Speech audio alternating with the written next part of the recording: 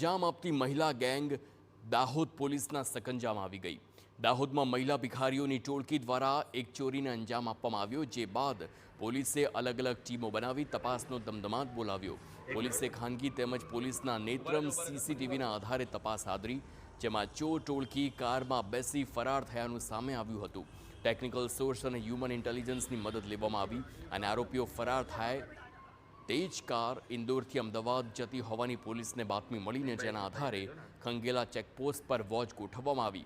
શંકાસ્પદ કાર આવતા જ પોલીસે તેને રોકી અને તપાસ કરતા મહિલા ચોર ગેંગ સકંજામાં આવી। ભિખારી બની મહિલા ગેંગ ખાસ મોડસ ઓપરેન્ડીથી ચોરીને અંજામ આપતી।